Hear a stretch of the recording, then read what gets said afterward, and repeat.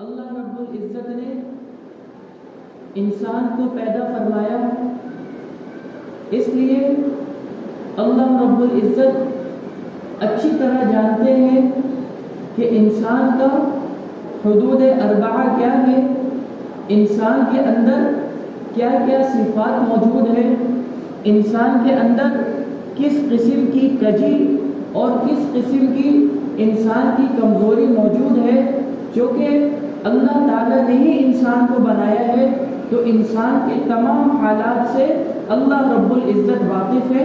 یہی وجہ ہے قرآن کریم میں جہاں انسان کی خوبیاں بیان کی گئی، مثال کے طور پر انسان کو اشرف المخلوقات کہا گیا، وہاں انسان کی 5 خامیوں کی بھی نشاندہی کی گئی ہے۔ اللہ تعالیٰ نے ایک طرف اشرف المخلوقات کہا، دوسری طرف انسان کی 5 خامیاں ذکر فرما دی کہ انسان کے اندر ان 5 خامیوں کو اللہ رب العزت نے رکھا ہے۔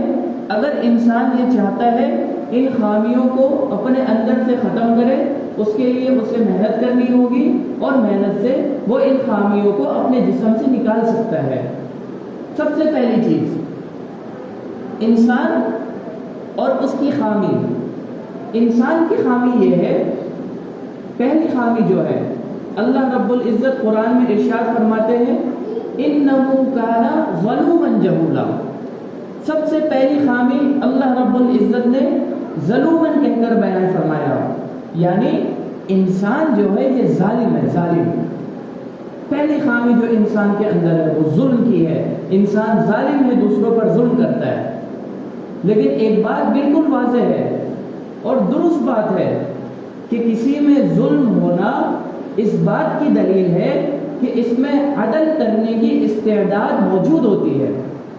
اگر یہ محنت کرتا ہے اپنے آپ کو اس ظلم جو اس کے اندر موجود ہے اس سے نکال لیتا ہے تو یہ انسان عادل بن جائے گا، بشرطے کہ اسے محنت کرنی پڑے گی۔ دوسری چیز اللہ رب العزت نے اسی آیت میں ارشاد فرمایا اِنَّهُ كَانَ ظَلُومًا جَهُولًا۔ جہولہ کی نسبت اللہ رب العزت نے انسان کی طرف کی، اور جہولہ کسے کہتے ہیں؟ یعنی انسان جو ہے یہ جاہل ہے، جاہل۔ انسان علم والا نہیں ہے بلکہ انسان جاہل ہے۔ یہاں بھی دیکھیں جاہل ہونا اس بات کی دلیل ہے کہ اس میں علم حاصل کرنے کی استعداد اور صلاحیت موجود ہے۔ گویا ان 2 الفاظوں سے کہ انسان ظالم ہے اور جاہل ہے، ان 2 الفاظ سے انسان کے عیوب معلوم ہو رہے ہیں۔ تو ان عیوب سے اس بات کی طرف بھی اشارہ ہے کہ اگر انسان محنت کرے تو وہ اپنے ظلم کو عدل میں تبدیل کر لے گا، اگر انسان محنت کرے اپنی جہالت کو علم میں تبدیل کر لے گا، بشرطے کہ محنت کرے۔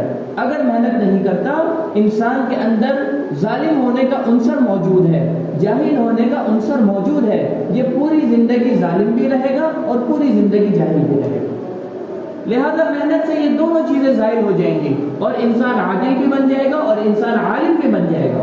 ہماری نگاہوں کے سامنے موجود ہے، کتنے ایسی مثالیں آپ کے سامنے بھی آئی ہوں گی۔ ایک وقت تھا ایک شخص جو ہے انتہائی ظالم تھا، اللہ رب العزت نے اسے ہدایت دی، اپنے آپ کو وہ اس ظلم والے فعل سے ہٹا کر عدل و انصاف والے فعل پر لے آیا، اور آج دنیا اسے صوفی صاحب کے نام سے یاد کرتی ہے، اور اس کے ساتھیوں کو اس بات کا علم بھی ہوتا ہے یار یہ تو ہمارے علاقے کا بہت فنٹر تھا، آج دیکھو یہ کیسے داڑھی ٹوپی رکھ کے نمازوں کا پابند بن گیا۔ اس نے محنت کی ہے، اپنے آپ کو تبدیل کیا ہے۔ میں اتوار والے دن، پیر والے دن کی میں آپ کو بات بتاؤں، دکان میں ایک بندہ آیا، دوسرا بندہ بھی آیا۔ وہ جو دوسرا بندہ آیا تھا وہ کہنے لگا اس کو، بھائی تو کب سے مسلمان ہو گیا، تو کب مسلمان ہوا؟ دوسرا بندہ کہتا ہے بھائی میں تو کافی عرصے سے ایسا ہی ہوں۔ پھر جب وہ چلا گیا تو اس نے بتایا کہ یہ جو شخص ابھی آپ کے دکان پہ کھڑا ہوا تھا یہ ہمارے علاقے کا فنٹر بندہ تھا، فنٹر، بالکل اپنے آگے کسی کی چلنے نہیں دیتا تھا، اور آج یہ حال ہے، اس کی داڑھی ہے، ٹوپی ہے، نمازوں کا پابند، با اخلاق شخص، عام انسان سے ہٹ کر ایک پرہیزگار اور با اخلاق عبادت کا پابند شخص وہ بن گیا. اس نے محنت کی, اللہ رب العزت نے وہ جو اس کی فنٹر گری تھی اس سے بدل کر اللہ تعالیٰ نے اس کو اس طرح کی عبادت والی زندگی نصیب فرما دی. تو میرے دوستو یہ دو چیزیں ہو گئی. پہلی چیز میں نے آپ کو بتایا انسان ظالم ہے, دوسری چیز بتایا انسان جاہل ہے. لیکن یہ ظالم اور جاہل ان دونوں کو اگر آپ تبدیل کر لیں محنت سے تو عادل اور عالم بن جاتا ہے.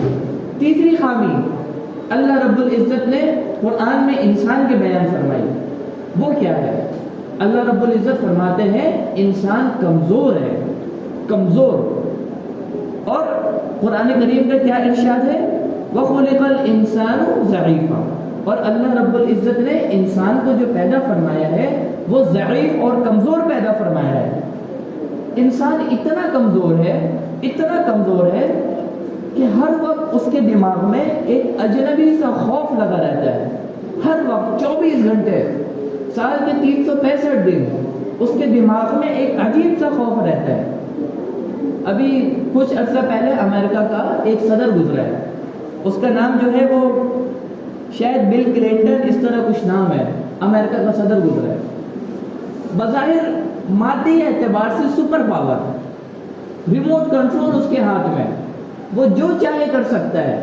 آج تو حالات ایسے ہیں کہ اس پوری دنیا پر ایک اعتبار سے یہودیوں کا قبضہ ہے. یہودی جو ہے بلا واسطہ اس پوری دنیا میں حکمرانی کر رہے ہیں, پوری دنیا میں. اور ان کی سازشیں ہی ایسی ہوتی ہے. اور امریکہ, اسرائیل, برطانیہ یہ سارے جو ہے وہ ایک ہی طرح کے لوگ ہیں. یہودیت سب میں مشترک ہے, سب میں مشترک ہے. تو امریکہ کا صدر اتنا طاقتور ہونے کے باوجود, مادی وسائل ہے, دنیا پہ اس کا تسلط ہے, دنیا کے ممالک اس کے صدر اس کے بات کو مانتی ہے اور ساری چیزیں اس کے ہاتھ میں ہیں. اور روزانہ ایک نجومی کو بلایا کرتا تھا اور بلا کر اس سے یہ احوال لیا کرتا تھا کہ آئندہ آنے والا کل میرے لیے کیسا ہوگا, آیا اس میں میرے لیے کوئی مشکلات ہوں گی یا آسانی ہوگی, یا کس طرح کا میرا آئندہ آنے والا کل ہوگا. تو اتنی مادی وسائل ہونے کے باوجود بھی اس کے دماغ میں ایک طرح کا ڈر پھر بھی موجود ہے.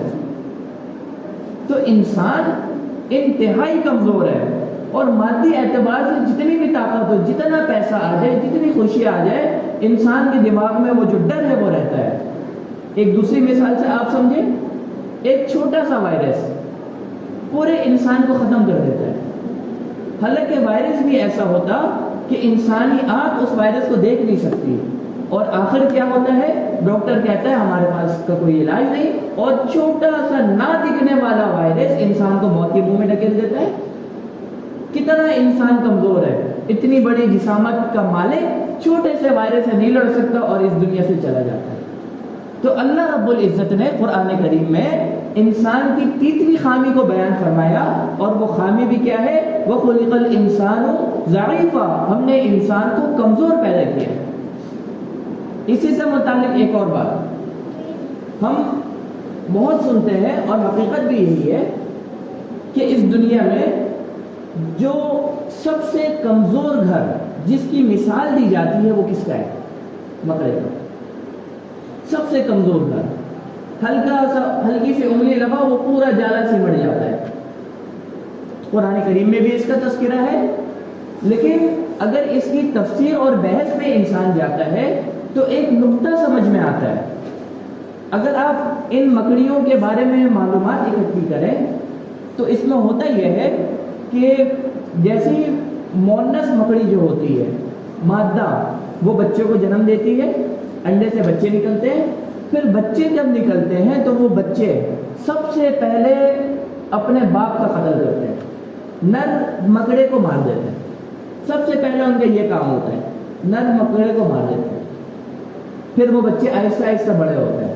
اللہ پاک نے ایک صفات رکھی ہے ان کے اندر, جس طرح سانپ اپنے یہ بچوں کو کھا لیتا ہے, اگر اللہ رب العزت وہ صفات نہ رکھیں تو ایک سانپ جو ہے وہ 100 انڈے اور 100 بچے نکالتے ہیں, اس سے بھی زیادہ, تو سانپ ہی سانپ ہمیں نظر آئے گا.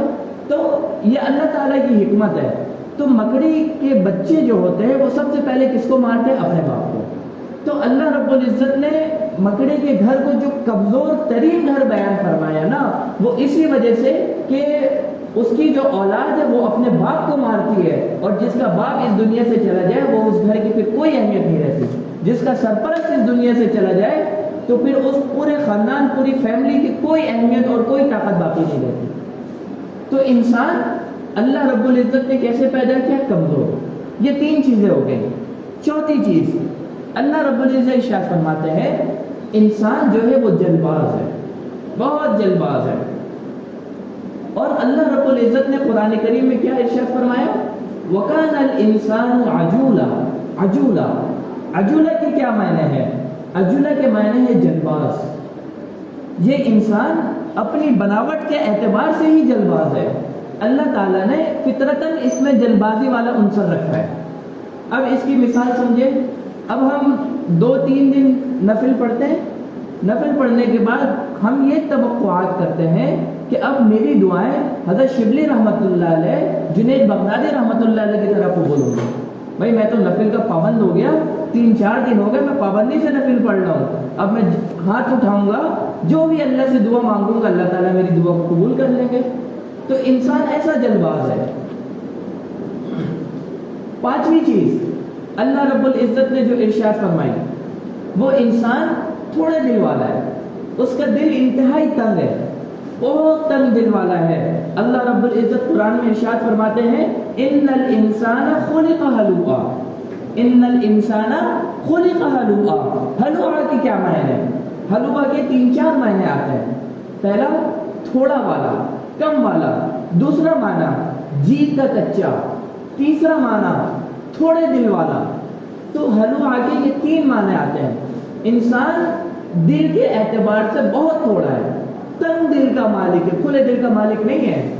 اللہ رب العزت انسان کو کوئی خوشی دیتے ہیں بہت خوش ہو جاتا ہے، غم دیتے ہیں ساری خوشی کو بلا کر غمگین ہو جاتا ہے، پھر خوشی دیتے ہیں غم کو بلا کر خوش ہو جاتا ہے. اگر اسے اس دنیا میں کوئی کامیابی نصیب ہوتی ہے تو اس کامیابی کی نسبت اپنی طرف کرتا ہے کہ میں فلاں جگہ انٹرویو دینے گیا، مجھ سے سوال پوچھا گیا، میں نے یہ جواب دیا، میں نے یہ جواب دیا، تو اس وجہ سے میں انٹرویو میں پاس ہو گیا. اگر فیل ہو جاتا ہے پھر پوچھا جاتا ہے ہاں بھائی کیا بنا؟ اللہ کی مرضی تھی میں فیل ہو گیا، ورنہ تو میں فیل ہونے کے لائق نہیں تھا، لیکن بس اللہ کی مرضی تھی میں فیل ہو گیا. تو فیل ہونے کی نسبت کس کی طرف کر رہا ہے؟ اللہ رب العزت کی طرف. اور کامیابی کی نسبت کس کی طرف کر رہا ہے؟ اپنی طرف. اسی طرح ہر خوشی کی نسبت اپنی طرف کرتا ہے، ہر غمی کی نسبت اللہ کی طرف کرتا ہے. ہر غمی کی نسبت، ہر اچھی چیز، ہر کامیابی کی نسبت اپنی طرف کرے گا، ہر ناکامی کی نسبت اللہ رب العزت کی طرف کرے گا. کیوں؟ یہ تنگ دل کی تو مثال ہے. جب تم ناکامی کی نسبت اللہ کی طرف کر رہے ہو تو کامیابی کی نسبت بھی تم اللہ رب العزت کی طرف کرو. ہمارا کیا ہوتا ہے؟ ہم تنگ دل ہیں، ہم جلد باز ہیں، ہم کمزور ہیں. یہ تو ہماری پیدائشی اللہ تعالیٰ نے انسان کی فطرت میں ہی یہ چیزیں رکھی. پہلی چیز انسان جاہل، دوسری چیز انسان ظالم، تیسری چیز انسان کمزور، چوتھی چیز انسان جلد باز، اور 5ویں چیز تھوڑے دل والا. یہ 5 خامیاں اللہ رب العزت نے انسان کے اندر رکھی ہیں. اگر ان خامیوں سے کوئی انسان نکلنا چاہتا ہے تو یقیناً نکلنے کے اسباب اللہ تعالیٰ نے پیدا فرمائے. انسان تھوڑی سی محنت کرے، اپنے ذات پہ غور و فکر کرے کہ میرے اندر یہ 5 خامیاں اللہ تعالیٰ نے رکھی ہیں، تو ان 5 خامیوں کو میں اپنے اندر سے نکال کر ان خامیوں کو میں اپنی اچھی صفات میں تبدیل کر لوں گا. اس کے لیے تھوڑی سی محنت ہے. اللہ رب العزت سے دعا ہے اللہ تعالیٰ ہمیں ان خامیاں ہونے کے باوجود بھی ان خامیوں کو اچھائیوں میں، اچھی صفات میں بدلنے کی توفیق عطا فرمائے.